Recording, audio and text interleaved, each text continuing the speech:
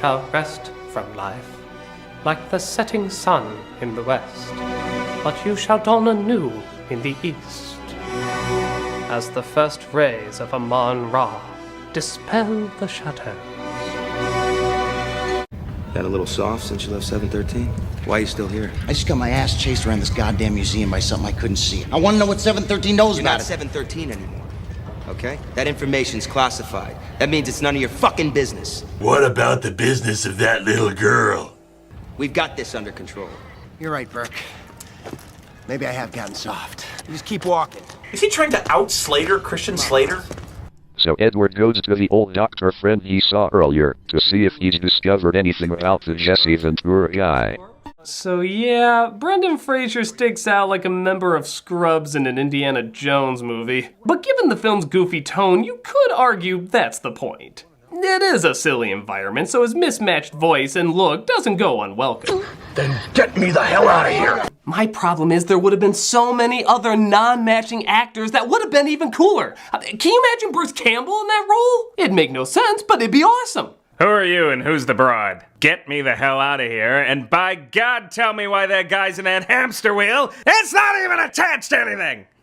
So about the next 10 minutes of film is pretty much just our heroes roaming through Big Thunder Mountain here. Padding, padding, padding, padding, padding, padding, padding, padding, padding. Hey look, a wall! That's different!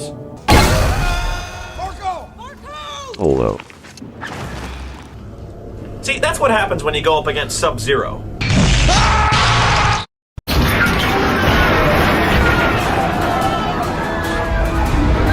Oh yeah, how would you like to be in a movie called Sharknado, and it's the fucking Ferris wheel that kills you off?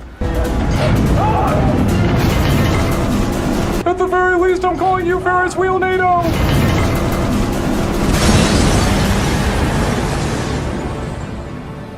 We've been trying to stop something.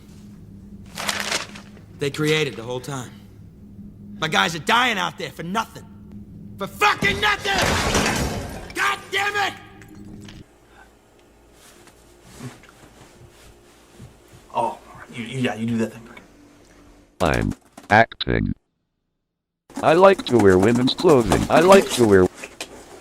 But they're captured and held hostage, causing a worldwide movement of people and news organizations demanding to let them go. Even his mother and new lover Shaquille O'Neal are concerned. I did all this for you. Nipples pierced. Can you do it like this? Huh? Can you do it like that? I didn't do all this. That horrible moment you realize you can go lower than Kazam. What follows is amazingly not the stupidest thing in the movie.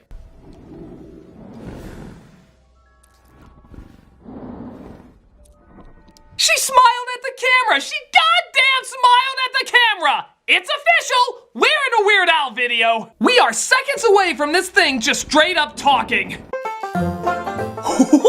I'm gonna get him, kids! What has one arm and is you? You! Make Jurassic World great again! So how are Gord and his father gonna get out of this? It's not really made clear.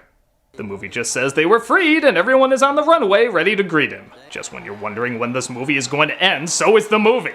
That's really a sign someone is holding as they return. You know, this would be really good if it was good. No. Every single thing you said, you got backwards. By having grown-up humor, you make it more childish. By modernizing the dialogue, you make it more dated. And by changing the source material, you show how much you don't respect what's already perfect. I'm not gonna act like everything Seuss wrote was a masterpiece, but when he got it right, he got it right. They don't need to be updated. They don't need to be fixed. They don't even really need to have movies made about them. But if you're going to do it, the very least you can do is understand the source material. Well, of course I understand the source material. They're just simple kids' books. No, they're not just simple kids' books. They're stories that we are continuing to read even today.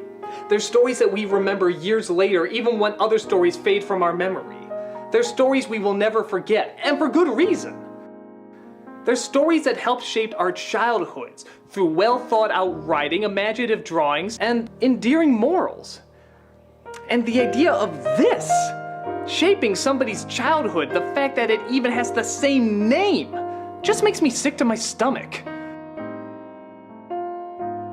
Maybe these simple kids' books are far more adult than you give them credit for.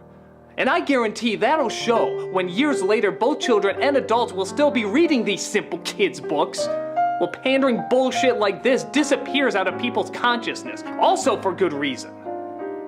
Good art doesn't come from focus groups and statistics. It comes from people who share how they see things in their own unique way.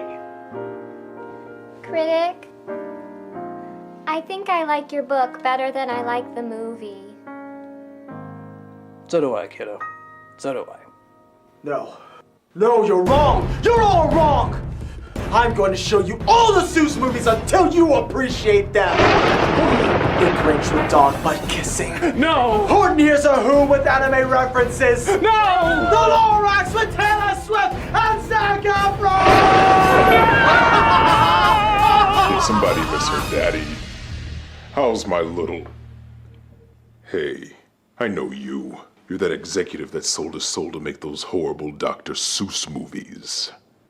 What? Oh yeah, I rigged it so that each of them would be a hit. No person in their logical mind would willingly go see that shit. That almost rhymes. It's not true. It's simply not true. And now it's time to return the favor. What? Ah!